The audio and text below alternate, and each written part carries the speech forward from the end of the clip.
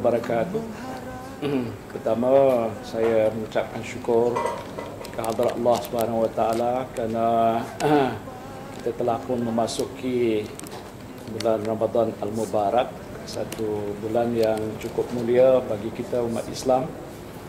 Dan di sini saya ingin mengambil kesempatan untuk mendoakan mudah-mudahan seluruh ahli-ahli UMNO yang berada di seluruh negara akan mengambil kesempatan dalam bulan yang amat mulia ini untuk meningkatkan amal ibadah serta kerja-kerja kebajikan bagi membantu bukan saja ahli-ahli parti tetapi seluruh umat Islam dan rakyat Malaysia yang memerlukan bantuan dan pertolongan.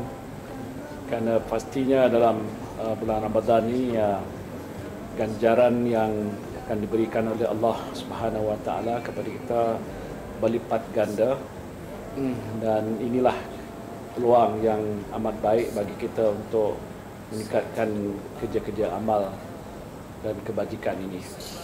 Di samping itu, saya juga berharap mudah-mudahan atas semangat Ramadan juga kita sebagai ahli parti yang mendukung perjuangan Islam akan meningkatkan kerjasama serta semangat perpaduan tolong-menolong di antara kita sama kita untuk memperkokohkan parti kita.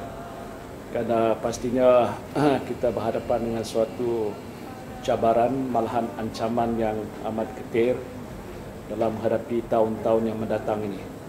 Maka justru itu, ambillah kesempatan dan peluang yang baik dalam Ramadan ini.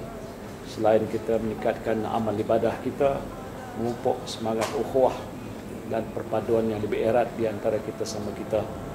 Mudah-mudahan kita diberikan keberkatan dalam kita menunaikan ibadah puasa, dan kita semua akan mendapat taufik dan hidayah daripada Allah Subhanahu Wa Taala. Sekali lagi saya ucapkan selamat menyambut Ramadan Al-Mubarak. Billahi taufiq wal hidayah.